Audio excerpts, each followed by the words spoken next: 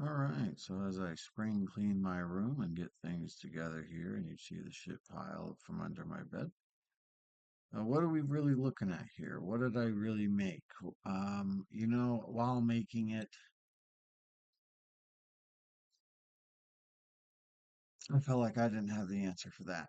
Um, there are many people who aim to do this or feel like they have done something similar. Not exactly the conclusions, the proofs, or the framework or path I took, but still a holonomic theory of geodesic consciousness. They don't use those exact terms, but in their own math, I use more geometry rather than the types of physics and equations they used. And I only found out about them after my work, and it's a work published a couple of years ago, but there are no executed empirical proofs to say that the system is verified or falsifiable. So what that means is that you can have a lot of beautiful equations to put a metaphysical framework or an idea to physics and what it can do, what it is, and it doesn't mean it's true. It doesn't mean you've actually put enough equations to even example that. Like you build first the framework in equations to build the model, but the model still then has to be tested in real world systems, whether that's going to be in AI, biosemiotics, all kinds of fields. Anyhow, and what my proofs eventually came through all this math, which we're going to get to there now. So what have I really done? What are you really looking at? So what really is this, which is what you just were looking at on Zenodo? What really is this geometric defect theory, GDT? And what is it? What is coherence as geometry? What is a fiber bundle? What is a model? And how does it correlate to being a model of meaning emergence and holonomic reality? Now, this is the portion that is not yet. It was first derived in this algebraic portion, then the calculus, which expanded that algebraic proportion, and the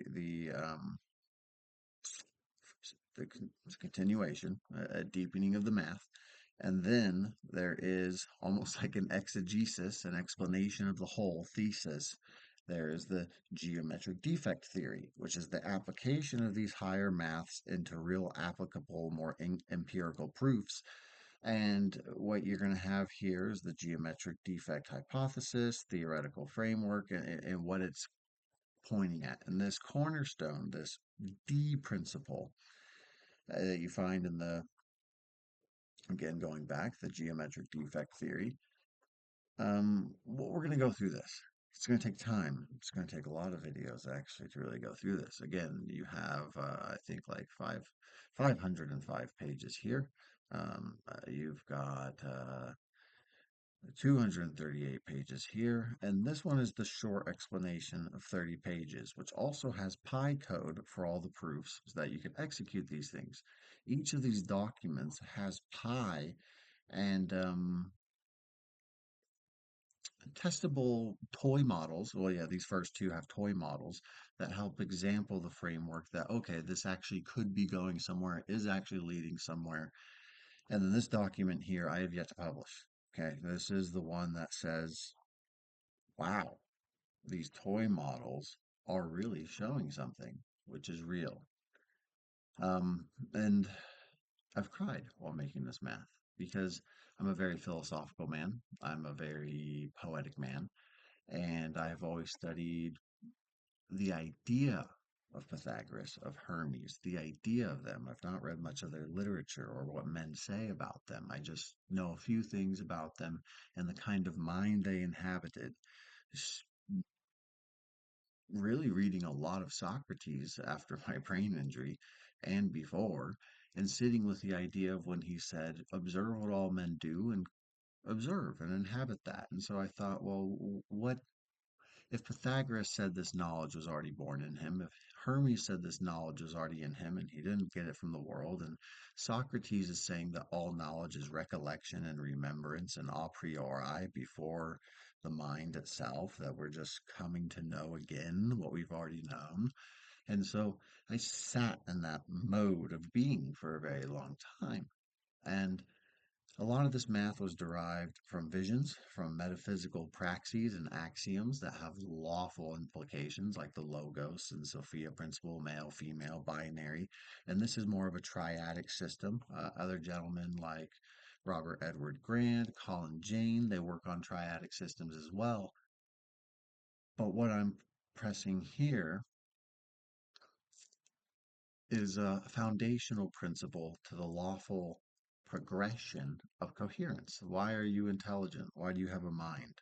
Why do you cohere at all? So, anyhow, let's go ahead and start with this one here, because this is kind of the beginning of the algebra. We'll go through this abstract. And I'm going to stop this video here, and you're going to go on to the next one. This is really just the introduction to tell you that there's a lot. And well, the reason it's made me cry is because it proves, in my opinion, through geometry,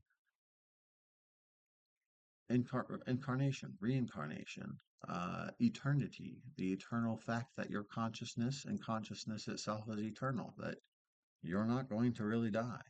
And that's terrifying because I fear death every day as a type 1 diabetic and someone who has hit his head and lost his memory and had all kinds of problems and couldn't walk for years and so on and so forth. And I suppose finding and developing this work, and I haven't latex all this work, so you'll see these symbols and it's really shit. It's not the pretty math. I'm not a formalist. I haven't taken that extra time, and I will eventually. So this is really a pre-published document to the degree that it is not publishable uh, in the most professional sense, because I have to make those math symbols pretty math symbols to what's called latex. It's a coding system and file system. That being said, love and the fact that I'm here progressing in consciousness to, from discoherence to further coherence, if I tie myself to the harmony within myself and without myself. This is a very beautiful system that to me teaches something more about uh, it's almost a theology. It's like theology of math. All math is theological, and when you come to that realization that geometry is theology itself, and when you've learned enough theology, you start to see the theological nature of mathematics and geometry itself. And that's why I've wept, is because my love of theology and prayer and meditation and vision and envisioning things of that realm and the archetypes is actually what revealed to me shapes and numbers and shapes, and they spoke to me. And I've always believed all things speak. I've talked to rocks, I've talked to leaves, I've talked to multiple spirits and the anatomical structure of leaves and rocks, and I've had communicative conversations which are more highly developed than I've had with any other human being. And you could say, well, that's with yourself and in yourself. Well, anybody who talks to me and knows that I'm not dumb.